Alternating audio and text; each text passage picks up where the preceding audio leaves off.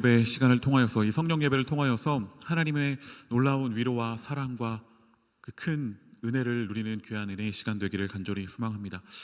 오늘 시간은 담임 목사님께서 일정이 생기셔서 제가 오늘 설교하게 되었는데, 그러나 또 하나님께서 주시는 은혜를 동일하게 누릴 수 있는 귀한 시간이 되었으면 좋겠습니다.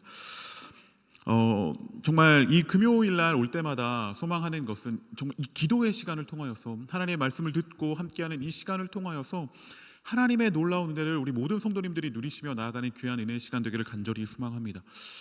무엇보다 예수님을 닮아가는 시간, 예수님의 마음을 알아가는 시간, 예수님과 함께하는 시간, 그분이 어떠한 분이신지를 분명히 알아가는 귀한 은혜의 시간 되기를 간절히 소망합니다.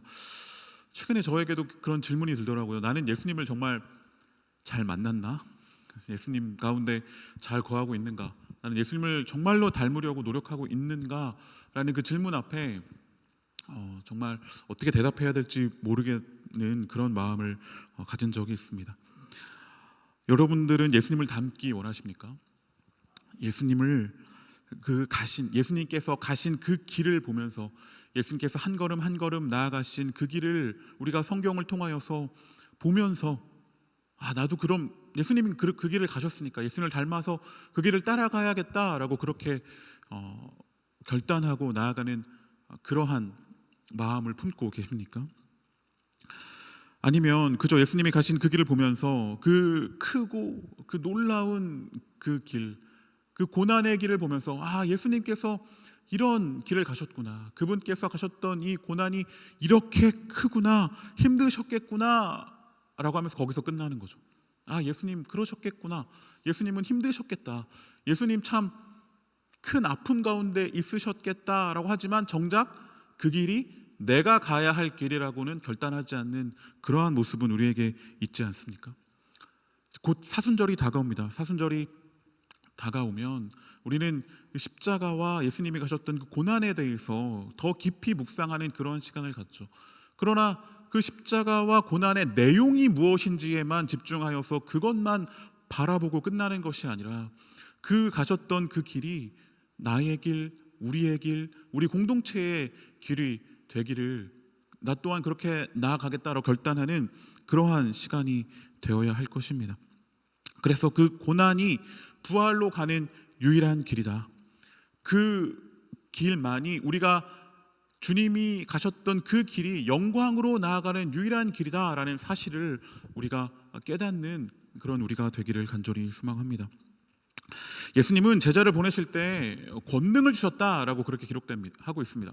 마태복음 10장, 마가복음 3장, 누가복음 6장에 보면 예수님께서 제자들을 파송하시는 그러한 장면이 나타나 있는데, 그때에 특별히 10장을 보면 제자들을 보내실 때 귀신을 고치고 병을 고치는 권능을 주셨다라고 그렇게 기록되어 있습니다. 그리고 마가복음 3장에서도 제자를 부르시는 목적이 뭐라고 나와 있냐면, 나와 함께 있고 전도도 하며 귀신을 쫓는 권능을 가지게 하려 함이다 라고 그렇게 말씀하십니다. 이 권능이라는 단어는 헬라어로 헬수시아라는 그러한 단어입니다.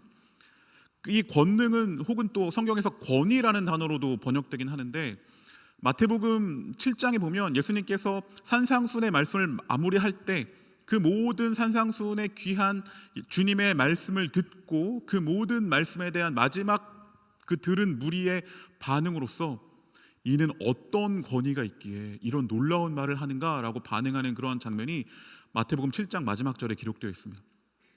그 권위도 헬수시아, 그러니까 주님의 능력, 권능, 이분은 어떤 능력이 있길래, 어떤 권능이 있기에 이런 말을 하는가라고 감탄하고 있는 것이죠.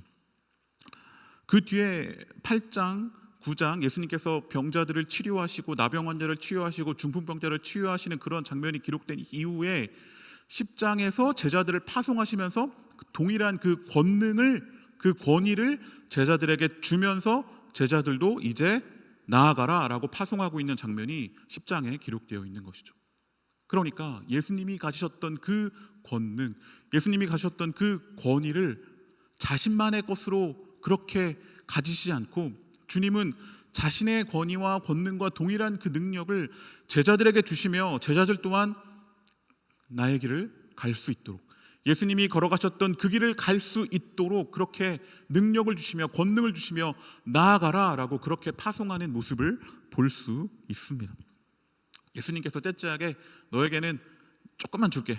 내가 가진 건 이렇게 좀 크지만 너는 요만큼만 줄게. 너는 좀 더 많이 줄까? 이런 것이 아니라 예수님께서는 자신이 가지셨던 그 권능을 제자들에게 동일하게 주시면서 제자들 또한 예수님이 가셨던 그 길을 걸어가라. 너희도 갈 수 있다라고 하고 그렇게 제자들을 파송하시는 것이죠. 여러분, 예수님처럼 살고 싶으십니까? 그 예수님처럼 사는 것이 무엇인가 우리가 궁금해하고 또 예배하면서 또 다가오는 사순절 기간들을 통하여서 예수님의 고난과 십자가를 묵상하면서 부활로 나아가는 그 길 가운데 주저하지 않고 나에게 주님이 주신 권능이 있으니 그 여러 고난과 아픔이 있을지라도 그 길을 나아가겠다라고 결단하며 나아가는 우리 성도들이 되기를 간절히 소망합니다. 우리는 근데 그 힘든 길, 그 고난의 길을 걸어가면 그냥 뭔가 돌아올 것이 있을까 생각하게 됩니다. 세상의 가치로 보여지는 그런 것들이 나에게 찾아올 것을 기대하곤 하죠. 그러나 그것보다 더 훨씬 값지고 놀라운 주님의 영광이, 주님이 누리셨던 그 놀라운 은혜가 우리 가운데도 임하게 될 것이 그 고난의 길을 가는 목적과 이유가 되기를 간절히 소망합니다. 오늘 말씀을 통하여서 우리가 왜 그 길을 가야 하는가, 그 고난의 길을 왜 가야 하는가에 대한 답을 조금이나마 찾는 그런 귀한 은혜의 시간이 되기를 소망합니다. 오늘 나눌 요한복음 17장 말씀은 예수님의 대제사정적 기도로 알려져 있습니다.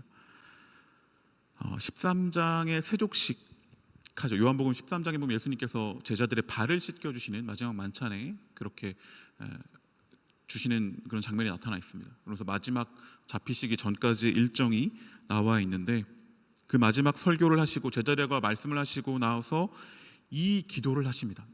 요한복음 17장에서 이 기도를 하신 이후에 18장에 가면 이제 십자가를 지는 그런 모습으로 나아가게 되시는 것이죠. 그 십자가를 앞에 두고 올려드렸던 예수님의 기도입니다.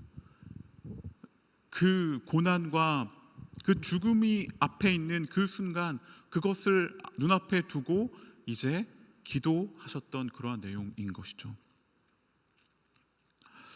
우리는 어떤 한 사람이 기도하는 모습을 볼 때 큰 감명과 감동을 받을 때가 있습니다. 모든 것을 다 드려 전심으로 하나님을 찾고 하나님 앞에 나아가서 간절히 하나님만을 바라며 기도하는 그 모습을 볼 때 우리는 그 모습 속에서도 또다시 내가 보고 있는 그 하나님께서 주실 놀라운 은혜를 기대하며 나아가는 그런 순간들이 있습니다. 간절히 하나님을 찾으며 기도하는 모습, 그것은 우리가 동참해야 할 기도의 내용입니다. 기도의 모습입니다. 오늘 함께 나눌 예수님의 기도 또한 그렇습니다. 우리가 동참하고 우리가 함께해야 할 그러할 기도의 내용인 것이죠. 1절에 보면 이렇게 기록되어 있습니다. 예수께서 이 말씀을 하시고 눈을 들어 하늘을 우러러 이르시되 아버지여 때가 이르렀사오니 아들을 영화롭게 하사 아들로 아버지를 영화롭게 하게 하옵소서라고 말씀하십니다. 그렇게 기도하십니다. 영광에 대해 말씀하십니다. 십자가를 앞두고 고난 앞에서 영광을 말씀하시는 예수님의 모습을 볼 수 있습니다. 아버지여 때가 이르렀습니다. 십자가의 순간 이르렀습니다. 때가 되었으니 아들을 영광스럽게 하옵소서라고 기도하는 모습을 볼 수 있습니다. 엄청난 고난의 순간을 앞에 두시고 예수님은 영광을 이야기하십니다. 절망과 좌절이 묻어있기보다 영광에 대해서 말씀하십니다. 고통이 아니라 눈앞에 있는 고통을 고통으로 바라보는 것이 아니라 그 고통 속에 있는 그 너머에 있는 영광을 말씀하십니다. 고통을 영광으로 바꿔내는 놀라움이 이 요한복음 17장 이 기도의 내용 가운데 담겨져 있는 것이죠. 그러면서 2절에 이렇게 말씀하십니다. 기도하십니다. 아버지께서 아들에게 주신 모든 사람에게 영생을 주게 하시려고 만민을 다스리는 권세를 아들에게 주셨음이로소이다 라고 기도하십니다. 아버지가 아들에게 주신 영광에 대해서 말씀하십니다. 아버지께서 아들에게 주신 그 놀라운 권세, 그 놀라움에 대해서 이야기하십니다. 그리고 모든 사람에게 주는 영생에 대한 이야기로 넘어가는 것을 볼 수 있습니다. 모든 사람에게 영생을 주시려고, 모든 자들에게 하나님의 놀라운 그 구원을 허락하시기 위해 하나님은 만민을 다스리시는 권세, 그 놀라운 능력을 아들에게 주셨습니다. 영생은 무엇인가? 제가 아마 작년들과도 설교할 때도 종종 나누는 그런 내용인데요, 영생은 단순히 그저 영원한 것을 말하고 있는 것이죠. 근데 죽어서의 그 삶을 말하는 것이 영생이 아닙니다. 영원히 죽지 않는 것인데, 여러분, 그런데 영원히 살아가는 그 삶이 지금 나의 모습과 같다면, 또는 죄악 가운데 있는 그 모습과 똑같이 영원히 살아가게 된다면 그것은 오히려 더 지옥일지도 모릅니다.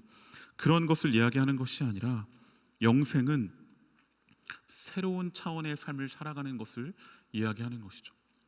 헬라어로 영생은 아이오니오스 조에라는 것입니다. 이렇게 이야기합니다. 아이오니오스, 아이온이라는 단어 들어보셨죠? 시대를 뜻합니다. 세대를 뜻합니다. 이 땅의 시대, 땅의 차원이 아닌 새로운 시대를 얘기하고, 조에는 생명이죠. 이러한 새로운 차원의 생명의 삶을 살아가는 것을 영생이라고 하는 것입니다. 그래서 지금 이 땅의 시간이 영원히 이어지는 것을, 이 땅에서의 시간이 영원히 이어지는 그런 것을 말하는 것이 아니라 예수님으로부터 시작된 새로운 시대, 영원히 다스리시고 통치할 하나님 나라에 속한 삶을 살아가는 것, 그것을 바로 영생이다라고 말하고 있는 것입니다. 이 땅의 차원이 아닌 다른 차원의 삶을 살아가는 것, 그것이 영생입니다. 그러니까 우리가 이 땅에서의 삶을 마무리하고 나서의 영생을 누릴 수 있는 것이 아닙니다. 우리는 이 땅에 살아가지만, 그러나 하나님 나라 백성으로 살아갈 때, 이 땅의 차원이 아닌 하나님 나라의 차원으로 살아가는 삶을 이 땅에서부터 살아갈 때 우리는 영생을 누리면서 살아갈 수 있는 것이죠. 그래서 우리가 이 땅에서부터 영생을 누리며 주 안에 살아간다라는 것은 단순히 죽지 않는 영원한 생명을 누릴 것에 대한 기대를 넘어서 지금의 삶에서부터 이 땅의 제한된 차원의 삶을 넘어 영원한 능력의 차원, 하나님 나라의 차원을 살아가는 삶을 말하는 것, 그것이 바로 영생입니다. 그 영생을 주기 위해서 지금 이 땅에 살아가는 너희에게 이 영생, 이 놀라운 하나님 나라의 백성된 삶을 허락하기 위해 하나님은 아들에게 그 놀라운 영광을, 권세를 허락하였다라고 말씀합니다. 그러면서 이어지는 3절에 이렇게 이야기합니다. 영생은 무엇이냐? 그런데 그 놀라운 영생은 무엇이냐? 곧 유일하신 참 하나님과 그가 보내신 자 예수 그리스도를 아는 것이니이다 라고 말씀하십니다. 그렇게 기도하십니다. 영생은 무엇인가? 하나님과 예수 그리스도를 아는 것입니다. 하나님과 그가 보내신 자 예수 그리스도를 아는 것, 유일하신 참 하나님과 그 하나님께서 보내신 예수 그리스도를 알 때 우리는 영생에 대해서 알 수 있습니다. 그것이 영생이라고 말합니다. 영생은 아는 것인데 하나님과 그리스도를 아는 것이 영생입니다. 예수님은 종종 이렇게 말씀하셨죠. 나를 영접하면 나를 보내신 분 하나님 아버지를 영접하는 것이다. 요한복음에서도 그 예수님과 그 하나님을 동일시하는 그런 구절들이 종종 등장하는데, 요한복음 7장 16절에 이렇게 기록되어 있습니다. 예수께서 대답하여 이르시되 내 교훈은 내 것이 아니요 나를 보내신 이의 것이다 라고 말씀하시면서 예수님의 가르침, 그 나의 가르침은 곧 나를 보내시니 하나님의 가르침이다 라고 이렇게 말씀하십니다. 그리고 요한복음 12장 44절에 45절에도 보면 예수께서 외쳐 이르시되 나를 믿는 자는 나를 믿는 것이 아니요 나를 보내신 이를 믿는 것이며 나를 보는 자는 나를 보내신 이를 보는 것이다 라고 말씀하십니다. 그러니까 예수님을 믿는 것은 뭐라고요? 하나님을 믿는 거다. 그리고 나를 보는 것은 하나님을 보는 것이다 라고 그렇게 말씀하십니다. 이렇게 성부와 성자, 하나님과 예수님을 동일시하는 그런 구절들은 복음서 내에서도 종종 찾아볼 수 있습니다. 창조주, 통치자, 놀라운 능력과 초월적 존재이신 하나님을 보는 것은 예수님을 보는 것과 같다라고 말씀하십니다. 그러나 예수님 안에서 하나님을 볼 수 있는 것이죠. 지금 눈앞에 인간의 모습으로 와 있는 것 같지만 그러나 그 안에 또한 하나님의 모습을 본다. 성육신 하셔서 이 땅에 오신 그 그리스도를 통하여 하나님을 볼 수 있다라는 것입니다. 사실 이 말은 굉장히 신성모독적인 말이죠. 예수님 시대에 이 말은 할 수 없었습니다. 어떻게 인간이 네가 하나님을 말하느냐, 하나님에 대해서 이야기하느냐. 서기관과 바리새인들은 전혀 인정할 수 없는 그러한 말이었습니다. 그 당시에 종교 지도자들은 이것에 대해서 예수님에 대해 비판하고 어쩌면 이 말 때문에 예수님은 죽음으로까지 나아갔는지도 모릅니다. 예수님은 그런 행동들을 하셨죠. 죄를 사하는 그런 선포를 하십니다. 그것은 하나님만이 하실 수 있는 일인데 그것을 예수님이 선포하십니다. 네가 죄 사함을 얻었다. 중풍병자를 치료하고 나서도 그렇게 말씀하시죠. 그 말씀을 들었을 때 사람들은 신성모독이다. 어떻게 네가 그런 말을 하느냐라고 그렇게 이야기하죠. 어떻게 내 눈앞에 그렇게 초월적이고 모든 것보다 뛰어나신 그러한 분, 그분께서 하셔야 될 일을 내 눈앞에 지금 보고 있는 네가 그러한 말을 하느냐라는 것이죠. 그러나 예수님은 하나님의 아들, 참 하나님이십니다. 예수님은 육체의 몸을 입고 제한적인 공간이 이 땅에 오셔서 하나님을 나타내십니다. 초월적이고 멀리 있는 존재가 아니라 우리가 살아가고 있는 이 땅 가운데 성육신 하셔서 개입하고 참여하고 고통받고 저항받고 하는, 어쩌면 세상이 볼 때는 왜 이렇게 실패가 가득하냐, 좌절이 가득하냐, 낭망이 가득하냐라고 보이는 그 모습 속에서 예수님은 하나님을 나타내셨습니다. 그 예수님을 아는 것이 바로 영생이다라고 요한복음은 이야기하고 있는 것이죠. 빌립보서 2장 6절에서 8절, 예수님에 대한 놀라운 찬양의 내용이 담겨져 있는 그 구절을 보면, 그는 근본 하나님의 본체시나 하나님과 동등됨을 취할 것으로 여기지 아니하시고 오히려 자기를 비워 종의 형체를 가지사 사람들과 같이 되셨고 사람의 모양으로 나타나사 자기를 낮추시고 죽기까지 복종하셨으니 곧 십자가에 죽으심이라. 우리 너무나 잘 알고 있는 말씀입니다. 예수님은 하나님과 같은 그러한 존재, 근본 하나님과 본체시나 하나님과 동등됨을 취하지 않으셨습니다. 자기를 비우시고 자신의 모든 것을 포기하는 모습으로 하나님의 하나님됨을 나타내셨던 것이죠. 그렇게 우리는 예수님을 통해 하나님의 진정한 모습을 볼 수 있습니다. 모든 것을 포기하고 낮아지시며 섬기시고 사랑하시는 그러한 놀라운 하나님의 모습을 우리는 그리스도를 통하여 볼 수 있습니다. 예수님은 낮은 곳으로 오셨습니다. 이 땅에 오셔서 고통과 고난 가운데 계시고 이 땅의 모든 문제에 참여하시고 개입하시고 저항과 난간에 부딪히기도 하시지만 그 모습을 통해 하나님을 보이십니다. 하나님의 뜻을 보이시고 하나님 나라의 가치와 하나님 나라의 참된 모습을 보이십니다. 영생이 어떤 것인지 보여주십니다. 예수님이 그러한 모습이셨다면, 예수님의 삶이 그러셨다면, 그 예수를 아는 것이 영생이라면 오늘 우리의 삶, 이 땅 가운데 우리가 몸을 입고 이 땅 위에 살아가는 이 삶, 살아가면서 저항받기도 하고 고통받기도 하고 고난받기도 하고, 그러한 삶이 하나님의 영생과 무관한 것이 아니고 우리는 그 과정 속에서 그리스도인으로서 살아가는 것에 참여하게 된다는 것을 우리는 알 수 있습니다.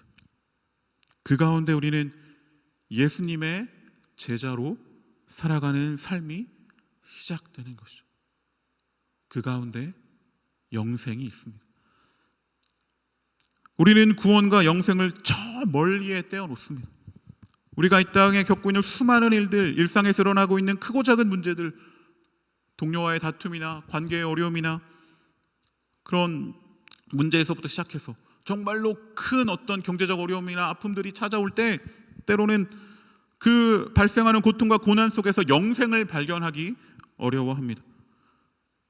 구원과 영생 같은 것을 그저 하늘의 신비한 것으로 멀리 떼어놓곤 합니다. 내 삶의 크고 작은 문제, 고통들과 연결시키지 못할 때가 있습니다. 그러나 정작 예수님은 우리의 그러한 문제들 가운데 함께 하시기 위해서, 그러한 문제를 뛰어넘어 구원과 영생을 누리는 그런 놀라운 삶으로 나아가게 하기 위하여서 하늘의 모든 것을 버리고 이 땅에 오셨음을 우리는 기억해야 합니다. 그렇게 예수님은 그 문제들 가운데 오셔서 고통과 고난과 순환 가운데 함께 하십니다. 그 예수님을 통해서 우리는 하나님을 알게 됩니다. 우리는 예수님의 그러한 모습을 통해서 우리는 영생과 연결됩니다. 하나님은 우리가 겪는 모든 아픔을 아십니다. 그리고 그 모든 어려움과 아픔 가운데 오셔서 우리와 함께 하시는 분이십니다. 우리의 눈물을 닦아주시는 분이십니다. 하나님은 이 세상의 고통과 동떨어져 있는 그렇게 무관심한 그러한 분, 그러한 신비한 존재가 아니십니다. 이 고통 가운데 들어와서 함께 하시는 그러한 분이십니다. 그분이 겪은 고통을 통해 고통과 함께 하시는 분임을 몸소 우리에게 보여주셨습니다. 우리는 그 예수님의 모습에서 우리가 가야 할 길을 발견할 수 있습니다. 오늘 우리는 영생에 대한 이야기를 하면서 저는 어떤 고난과 고통 앞에서 그냥 하늘로 올라가 버리는 그런 이야기를 하는 것이 아니라 눈앞에 당면한 고난과 고통을 통과해 나가는 가운데 그 십자가라는 고통을 눈앞에 두고 그것을 정면으로 부딪히며 나아가는 예수님의 모습을 보면서 우리 또한 그 영생에 대해서 하나님 나라의 삶은 무엇인지 다시 한번 생각해 보는 시간을 갖길 원합니다. 우리의 삶, 이 땅에서의 고통과 어려움, 아픔이 있습니다. 우리는 그 가운데 예수님의 뜻에 따라 살아가는 가운데 주님의 뜻을 행하려 세상의 문제에 개입하기도 하고 참여하는 과정 가운데 저항과 아픔이 있습니다. 하지만 그 삶이 영생의 삶이라는 것이 여러분들에게 큰 위로가 되기를 소망합니다. 여러분, 예수님은 왕이시지만 다른 왕들처럼 멋진 말을 타고 예루살렘으로 들어가지 않으셨습니다. 그가 탄 것은 가난한 사람의 나귀였습니다. 예수님은 대야에 수건을 두르고 발을 씻어 주십니다. 종이나 하는 그 모습을 행하십니다. 허리를 숙이고 더러운 발을 만져 제자들의 발을 씻겨 주십니다. 예수님 당시에 얼굴과 손은 자기가 씻지만 발은 말씀드렸던 것처럼 종이 씻어 주었습니다. 그 먼지와 오물이 묻었을 그 발을 예수님이 직접 수건을 두르고 무릎을 구부리고 앉아서 제자들의 그 발을 씻겨 주십니다. 예수님은 세리와 죄인들과 함께 음식을 먹고 창녀를 구해 주십니다. 사마리아 사람이나 이방인들과도 거리낌 없이 이야기를 나누었습니다. 병든 자들을 치유했습니다. 절망한 사람들을 축복했습니다. 나병 환자를 어루만졌습니다.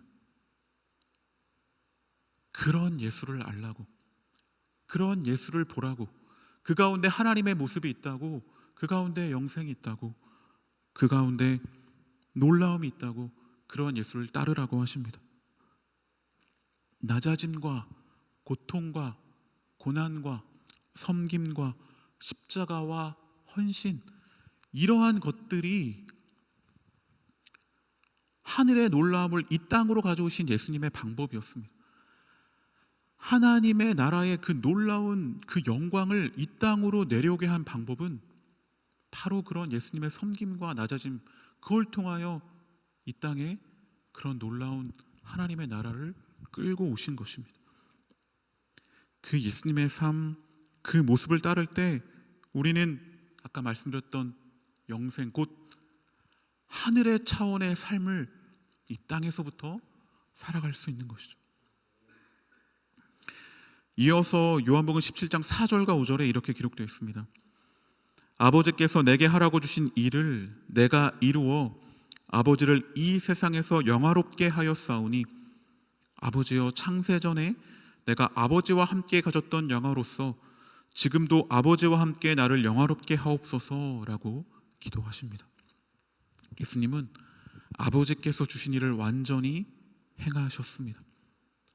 예수님은 하나님 아버지께서 주신 일을 행하셨고 아버지를 영화롭게 하였다라고 그렇게 말하고 있습니다. 이 세상에서, 이 땅에서 하나님을 영광되게 하였습니다. 하나님의 아들이, 그 놀라운 분께서 이 땅에 내려오셔서 낮아짐과 고통과 고난과 순종과 섬김과 사랑을 행하시며 아버지를 영광스럽게 하였습니다.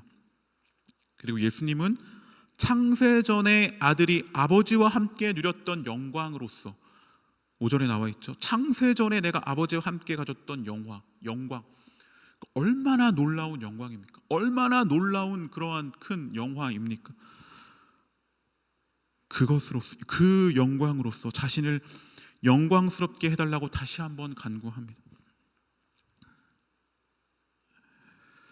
예수님이 이 땅에서 행하신 일, 말씀드렸던 여러 고난과 고통과 낮아짐과 섬김은 아버지를 영광스럽게 할 뿐 아니라 그것은 바로 창세 전부터 누렸던 그 놀라운 영화를 누리는 길이었던 것이죠. 아버지의 영광을 누리는 길이었습니다. 그 십자가의 길은 겉으로 볼 땐 고난, 실제적으로 고난과 아픔이 있지만 정작 그 길은 그 놀라운 영광, 창세 전부터 누렸던 그 놀라운 영화가 함께하는 그 길이라는 것을 우리는 알 수 있습니다. 그렇게 17장의 앞부분의 기도를, 자신을 위한 기도를 하시고, 예수님은 17장에 보면 모든 그런 믿는 자들을 위해서, 또 자신을 따라올 제자들을 위해서 그렇게 계속 기도하는 장면들이 이어집니다. 그런 기도하시는 부분들을 보면 온전함, 하나됨, 사랑, 이런 것에 대해서 이야기하시다가 다시 이 영광이라는 단어를 다시 한번 말씀하시는데, 그것은 바로 24절입니다. 아버지여, 내게 주신 자도 나 있는 곳에 나와 함께 있어 아버지께서 창세전부터 나를 사랑하심으로 내게 주신 나의 영광을 그들로 보게 하시기를 원하옵나이다 라고 기도합니다. 예수님 이렇게 말씀하십니다. 나를 따르는 자들도, 내가 창세전에 아까 5절에서 말씀하셨던 그 놀라운 영광과 영화, 그것을 나만 누리는 것이 아니라 나를 따라오는 자들도 그 놀라운 그 영광을 그들도 보게 하시기를 원한다. 하나님께서 그 놀라운 영광을, 그 크고 그 정말 형언할 수 없는 그 영광을 제자들에게도, 나를 따르는 그 자들에게도, 내게 주신 그 자들도 그것을 누리기를 원한다라고 기도하시는 예수님의 모습을 볼 수 있습니다. 앞에서도 말씀드렸듯이 예수님은 이 기도 이후에 곧 십자가와 부활을 통해 영광으로 나아가십니다. 이 순간 예수님은 그 영광을 자기 혼자만의 것이 아니라 아버지가 자신에게 주신 모든 자들도 누릴 수 있게 해달라고 아버지께 간절히 기도하고 있습니다. 그렇게 예수님을 따르는 자들은 그분과 함께 있다면 그분의 그러한 영광을 보아야 합니다. 예수님께서는 십자가와 부활을 통해 사랑을 완성해 가면서 누렸던 그 영광을 모든 믿는 자들이 그 영광을 함께 누리기를 원하십니다. 이 땅에서 예수님을 알아가며 예수님의 방법대로 살아가는 그 삶 속에, 그 삶으로 나아갈 때 그들이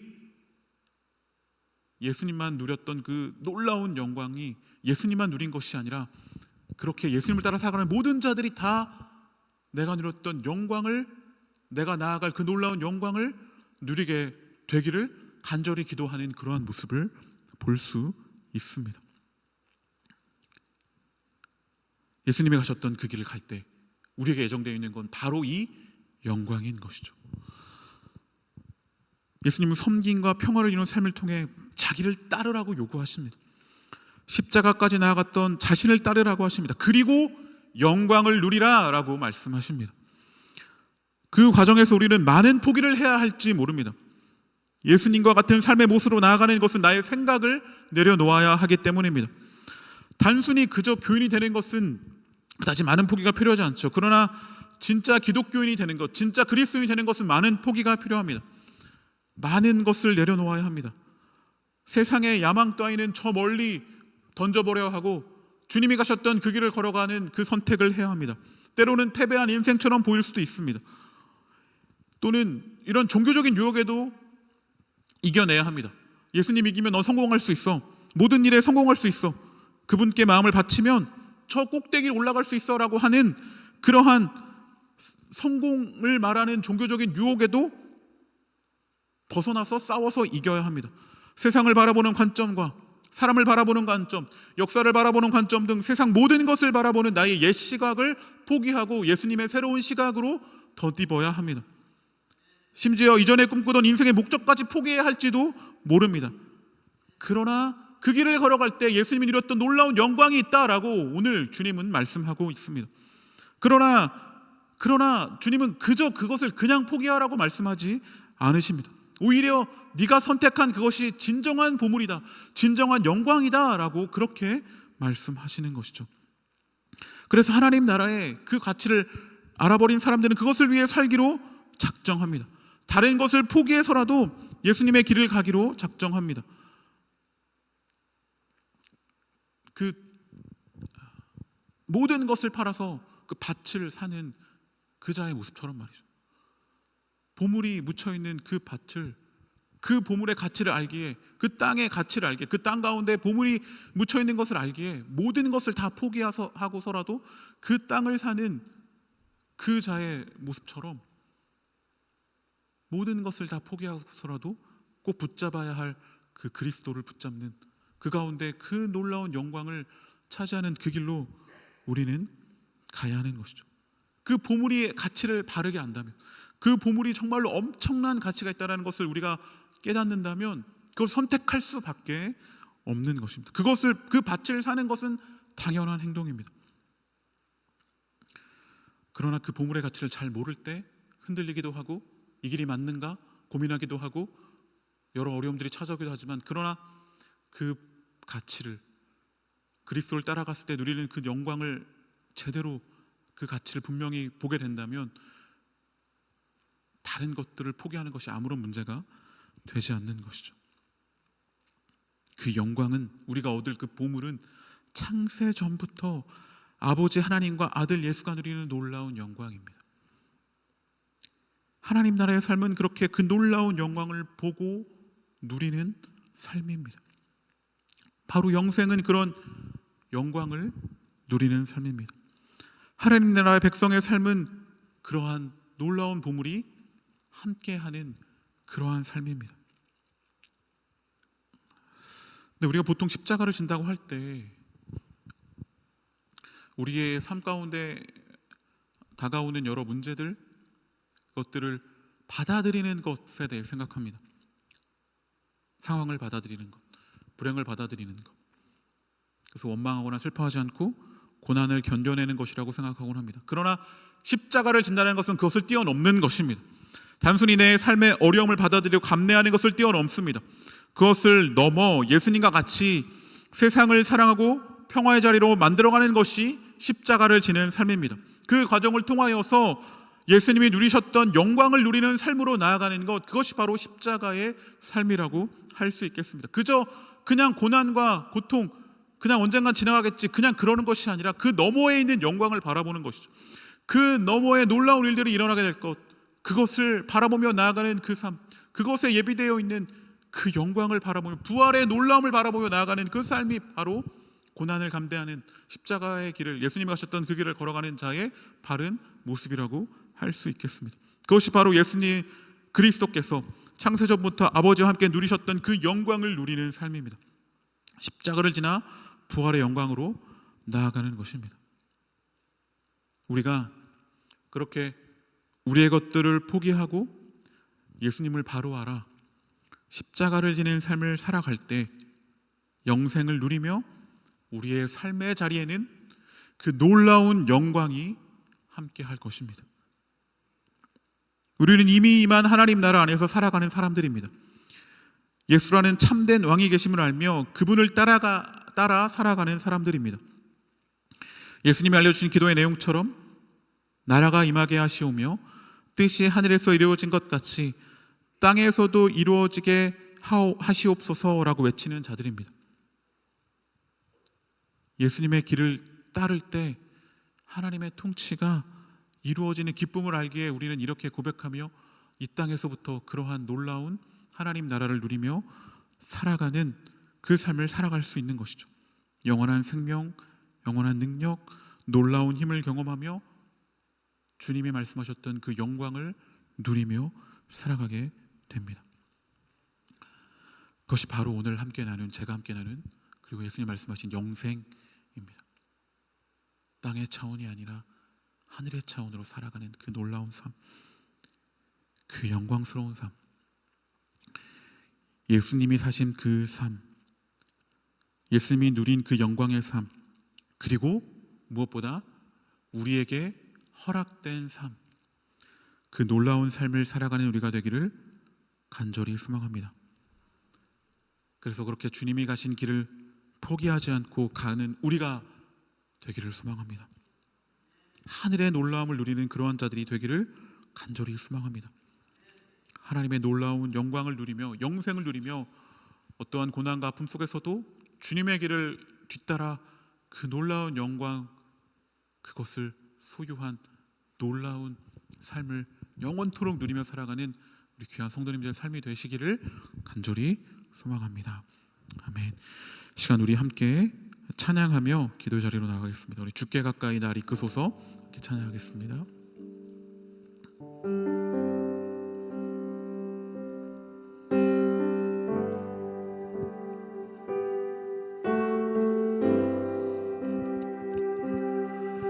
주께